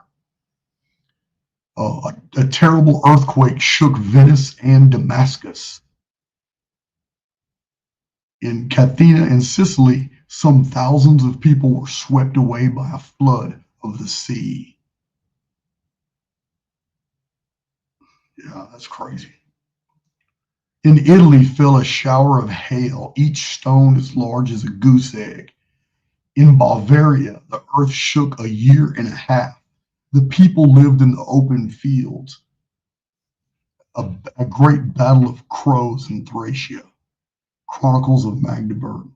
A battle of crows is a euphemism for basically meaning that all the people of Thracia died.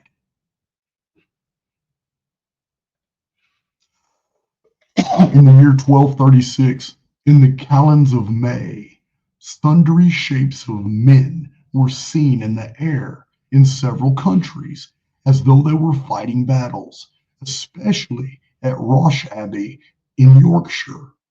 Companies of armed men were seen to rise out of the earth on horseback, with spear, shield, sword, and banner displayed in sundry forms and shapes, riding in battle order and engaging one another. This apparition appeared daily for several days successfully, sometimes being engaged. They had a sore battle. Other times they seemed only to jostle and break staves, as in some great triumph or a tournament.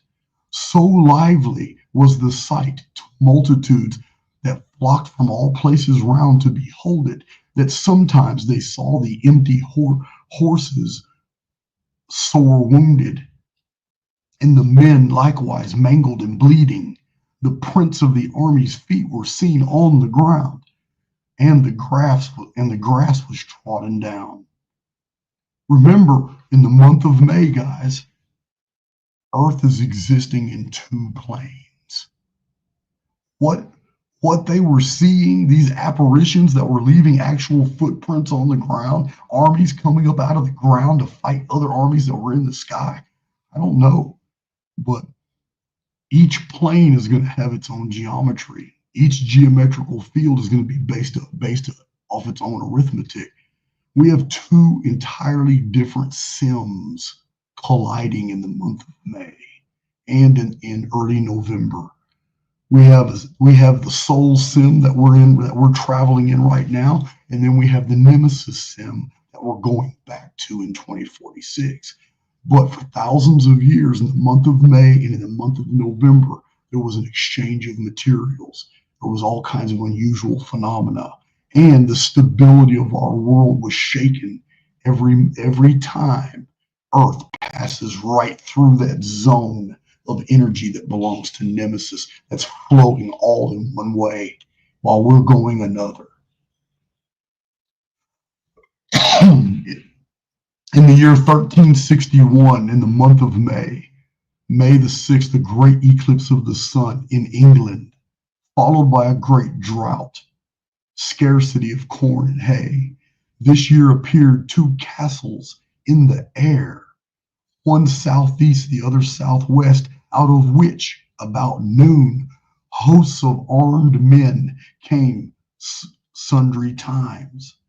These out of the east castle were white, the other black. They seemed to engage and fight. First the white had the victory, then the black. Lastly, all vanished. Here's a war in the air between two super constructions in the month of May, when the sun went dark. The mortality still reigned this year. That's a plague. A famine in Poland. In Burgundy, that's Germany, fell a shower of blood. Man, what is going on in the month of May? May 21st, about 1 o'clock in 1381, in the afternoon, was a great earthquake, chiefly in Kent, which shook several churches, and some were overturned. On May 24th, early in the morning, was another earthquake, or a waterquake, giving a violent shock that it made ships in the harbor beat against one another, so as several of them was much damaged, and the people much frightened. This was a terrible earthquake shock that shook the ocean and felled many churches. In 1385, in the month of May, an earthquake. This month, a conjunction of Jupiter and Saturn. Interesting. Followed in July by an earthquake.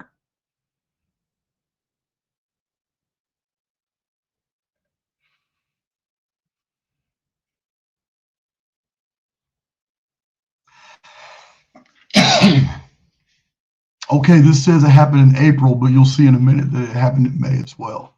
It says at 6 o'clock in the evening in April 1581 was an earthquake not far from York, which in some places shook the stones out of the buildings and made the church bells jangle. The next night, the earth trembled once or twice in Kent, as it did also in the month of May. Wow. So it first happened in April, then it happened again in May. Earthquakes that made the church bells jangle. 1644.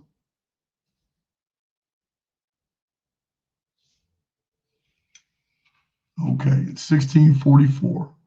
In May, a wood of 8,000 acres in Nuremberg took fire of itself and was all consumed. Okay. It may not be a big deal, but it was a forest fire in May, and it was a standalone wood. 8,000 acres, the entire thing burned down near Nuremberg. 1667. On May 12th, a mock sun appeared. We don't have any more information than that. It was just May the 12th, a mock sun. So there was a second sun in the sky.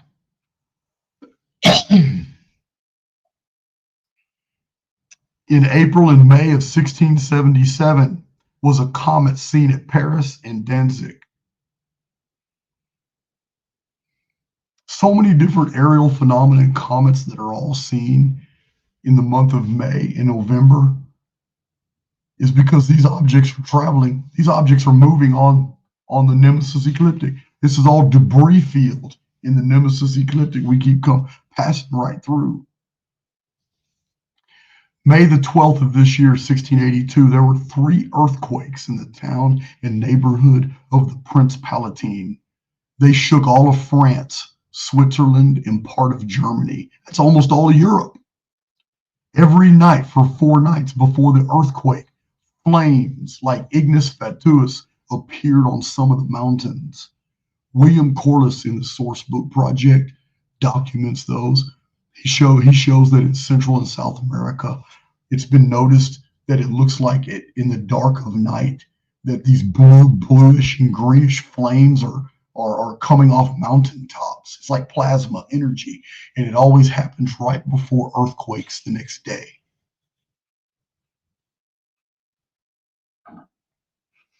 A noise like thunder and flames often burst out of the earth of a sulfurous scent during the earthquake. Wow.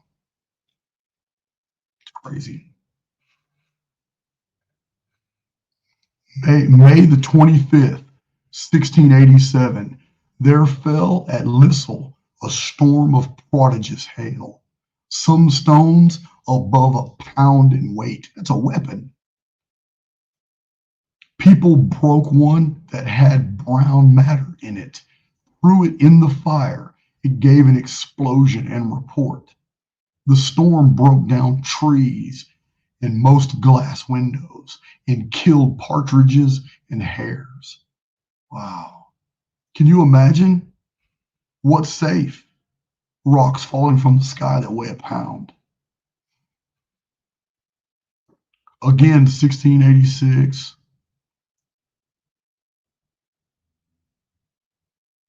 On May 22nd. 1686, May 22nd, great lights were seen in the sky in Germany. Didn't surprise me. A lot of sightings over Germany. 1688. In the middle of May began a fever in London and all over England, which reached and spread all over Ireland in July. The symptoms were all the same in all. That's in May. Something got everybody sick.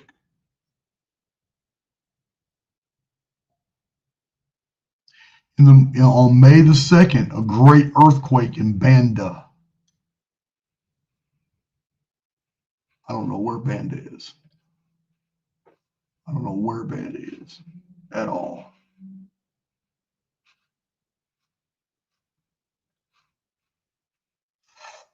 Let's see here. Stop sharing that screen. I cannot believe that my coffee and my voice lasted 1 hour and 41 minutes. Wow. Well, my voice lasted. Coffee's gone. So I do believe that I noticed so many unusual things about the month of May. It's blowing my mind, the traditions attached to it. And you know what? It makes sense to me now. It's you would have to expect unusual phenomena. You would have to expect some type of geological, instabilities in mid-May and in early November, if the model is correct, which I believe 100% the model is correct, that the Nemesis plane at 60 degrees is the true plane. We're not on it right now. We're literally on the Apollo plane.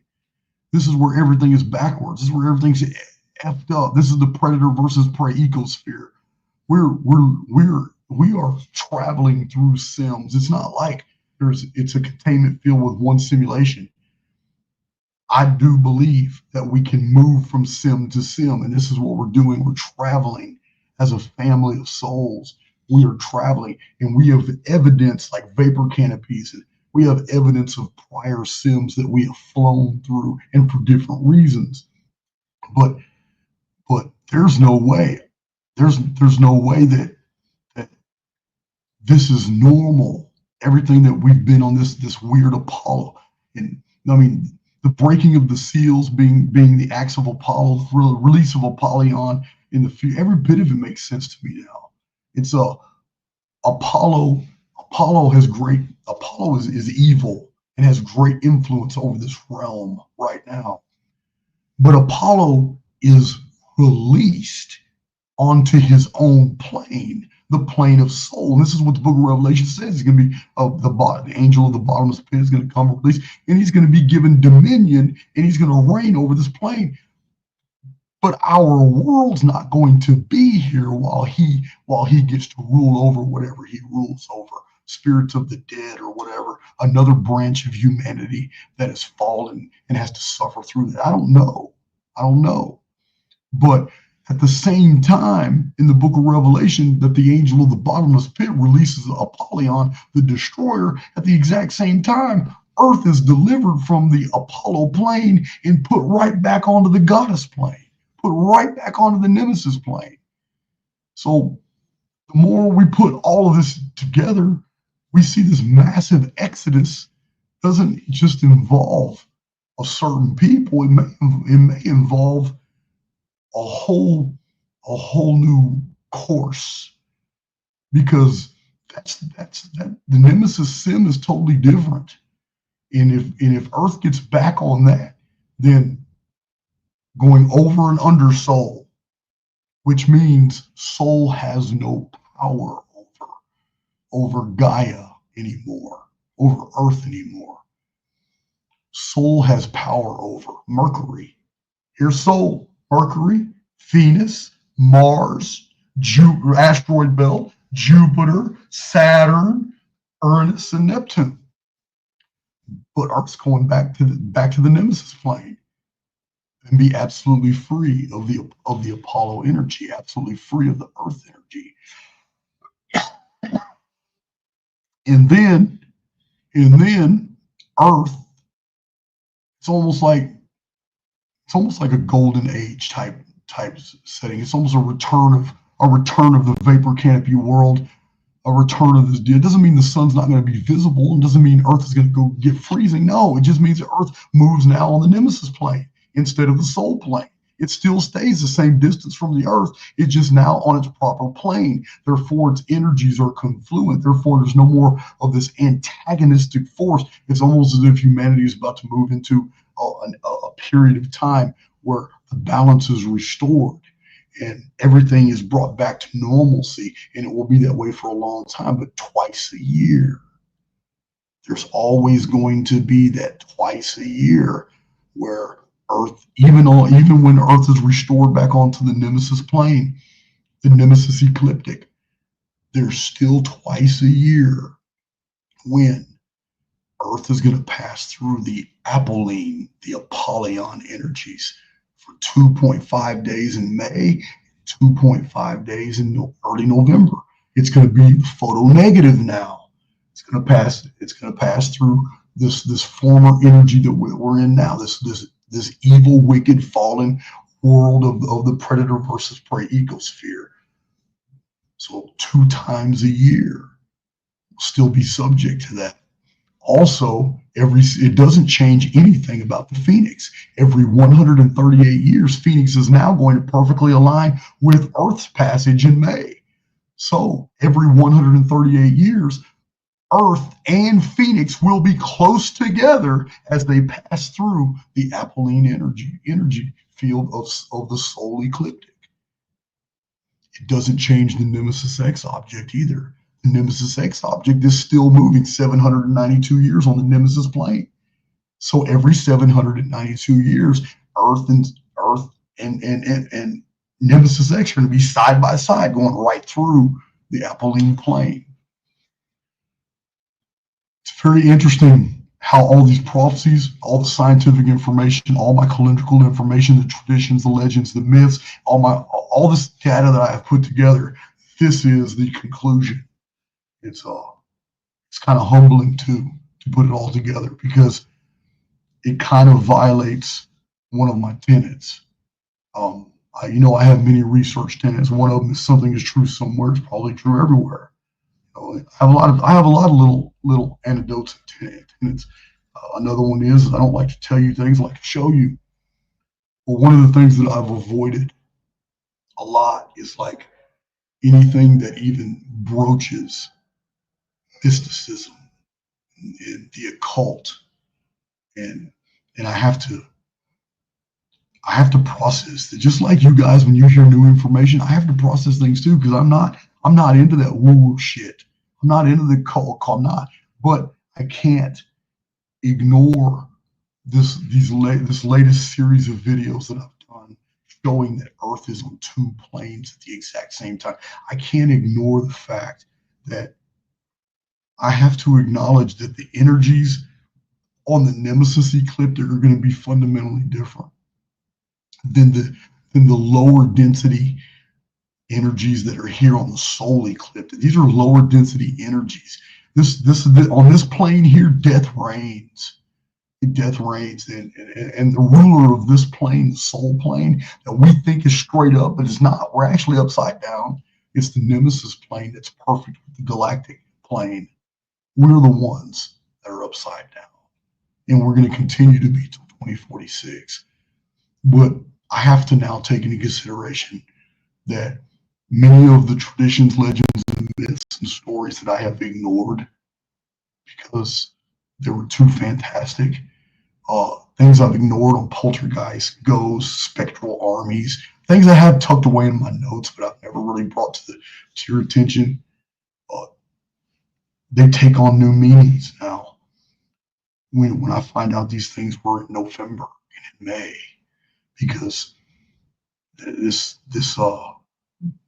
makes me wonder what the Nemesis object, which is a negative light, or it's a light that we can't see from the soul plane, but might be visible once we're off the soul plane. We're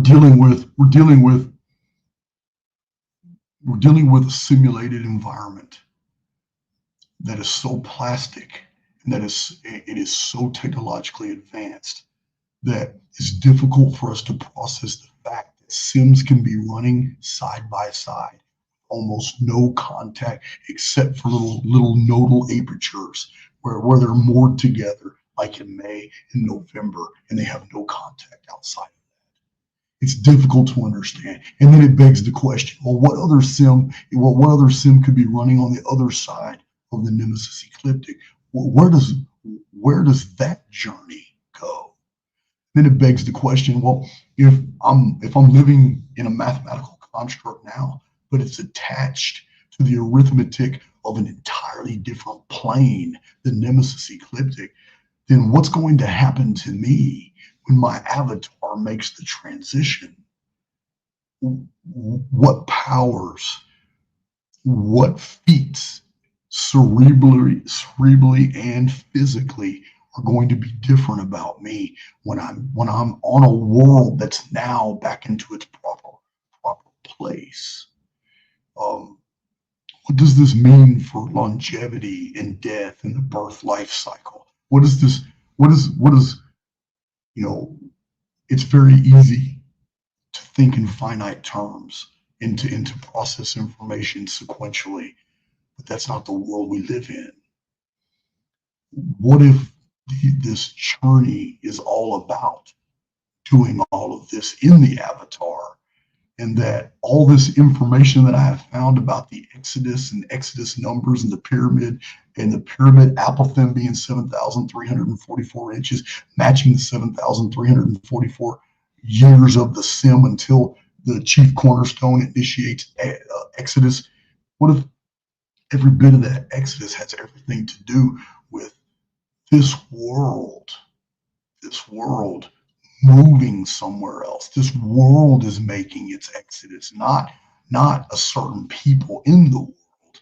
This world is making its exodus, and all of those who are not spiritually in resonance with the new plane just can't survive there. So, a lot to process, a lot to go through, but it makes me I'm having to look back over some of my research to get a better grasp of what the historical record means in context to these things that I'm coming across, because we're talking about a whole new physics. We already know that 1.618 phi, and we know that pi 3.1416, and we know that curvature 5.08. We know that these are predominant on the soul plane, but the soul plane is evil. We also know that the harmony of the spheres, and we know that the chords of music. What if the very things that we know conceptually here are actual fact on the Nemesis plane? And what if all the stories that we have passed down to us from the Titans and the giants and all things that I've revealed? I've got a whole bunch of videos on Titans and giants and how they were just humans in different biospheres. Those time periods of the Titans and the vapor canopy, it wasn't even here. The vapor canopy wasn't on the soul plane. It was on the Nemesis plane. How do we know? Because we know the exact time the zodiac switched. 8th century BC. Emanuel Velikovsky, Worlds in Collision, documented everything, but didn't quite understand what he was documenting. And I've covered that too. So this is where I'm at right now. I'm in Las Vegas right now because I'm here to prove a point. And I got to go down to the pet center here in a little while.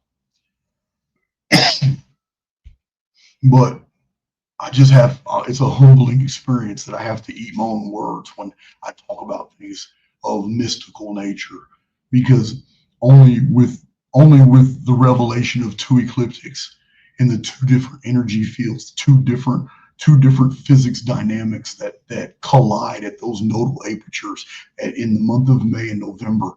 Those are the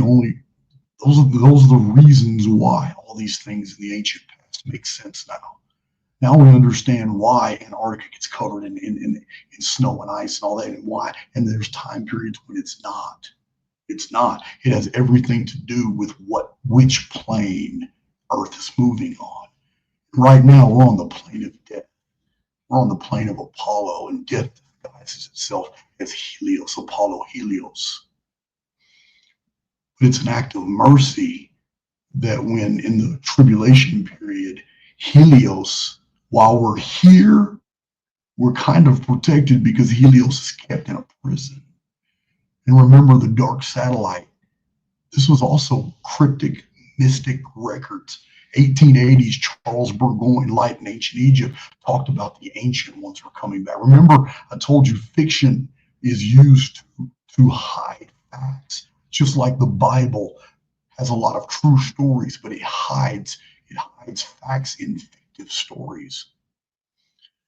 I've taken criticism for telling you guys that they're about the Necronomicon, but my critics haven't even studied it. They don't even understand.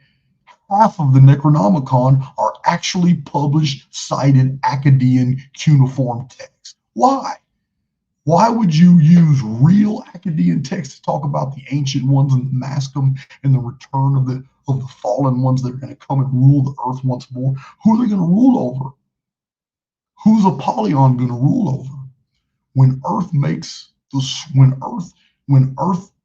switch off of the Apollo plane and is back on the Nemesis ecliptic, where is Apollo ruling? What Earth is Apollo ruling? Are there two Earths? Are the Gnostics correct that there's another world always in the exact opposite of our sun called Antichthon, and that it's a copy of our world? There's so many different things I have to take in consideration now. I have to bring back to the table and look at. I'm still trying to figure out. Nothing's changed in the chronology. That's the beautiful thing about chronology. The numbers never change. The same dates I gave you 25 years ago in my published books are the same dates today. Only things that change are concepts and our understandings of those concepts. So this is where I'm at. We got some really interesting videos coming in the future as we entertain more and more of this.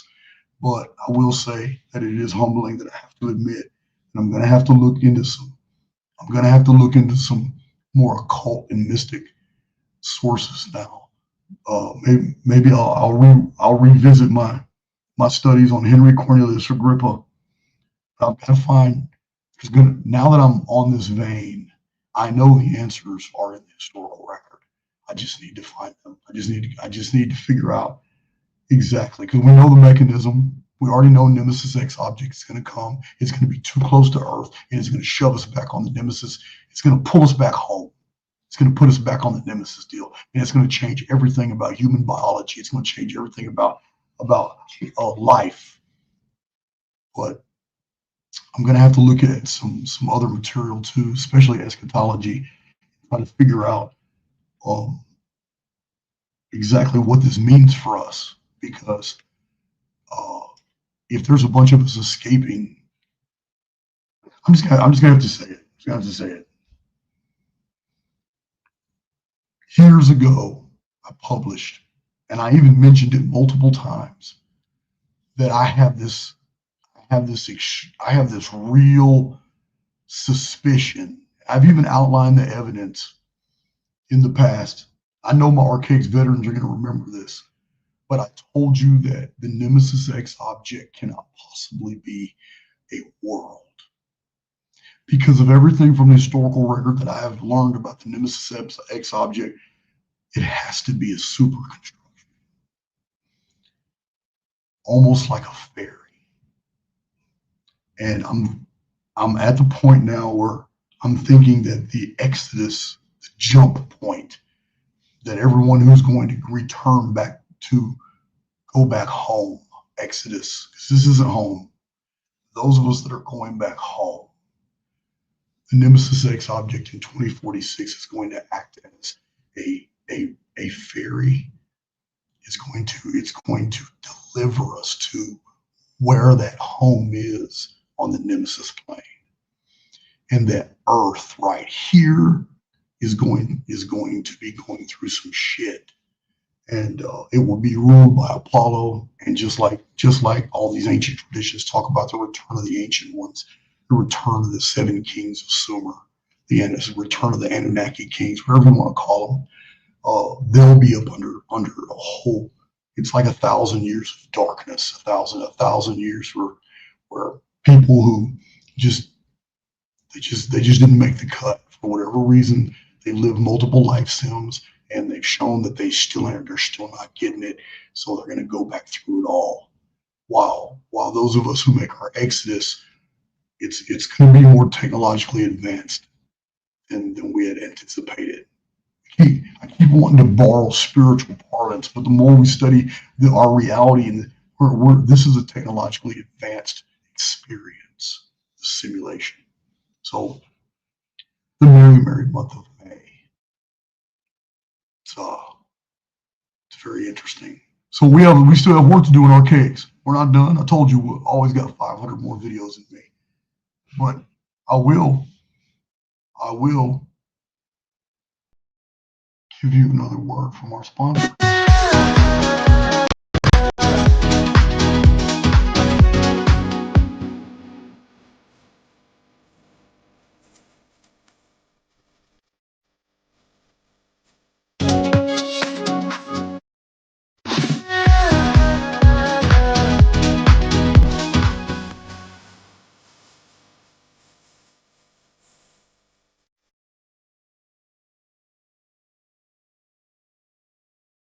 Yeah, man. Hey, they got some pretty interesting leather work. I want you to check out if you're interested in that. It looks like they're trying to set people up on their own leather. I don't know, kiosk type deals. I don't know. Check it out. They got a lot of information in the description box. Guys, I sound terrible. I know. I lost my voice, but physically, I lost about 15 pounds being sick. But truth be told, I feel absolutely excellent. I'm taking my vitamins. I'm eating my Wheaties. I'm staying away from seed oils, and I'm not full carnivore diet anymore. But I am eating my broccoli and my asparagus and some vegetables, and I do suffer a potato chip every once in a while. I just can't stop. I love you guys, and we'll be doing, now that my voice is returning, you already know, Archaic's regularly scheduled programs will be returning. Oh, and I'm gonna have to break down this in another book, because it's going to be showing you that we already know the dates of the ancient monuments of Britain and Ireland.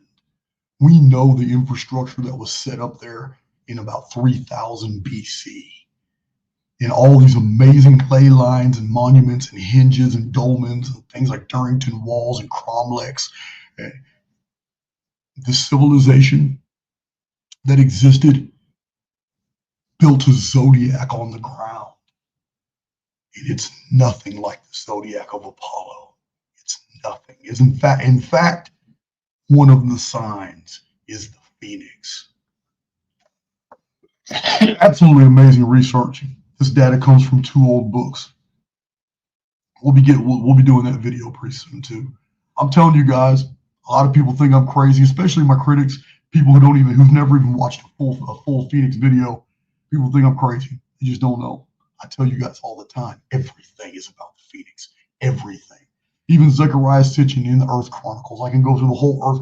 I could do a whole commentary on the Earth Chronicles and blow your mind. I can go through all of it and show you, look, this is all Phoenix data, all of it.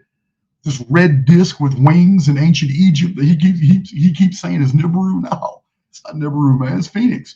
Even the traditions cited in ancient Egypt concerning that disc, man, are all Phoenix related. Over and over and over and over, people have provided very valuable research to the field, like Zechariah Sitchin and Emanuel Velikovsky. But when you look at it from its proper perspective, their research is impeccable. Their conclusions are wrong because they didn't know. But once you know the Phoenix material, every bit of it just jumps off the page. It's amazing. I might do that too.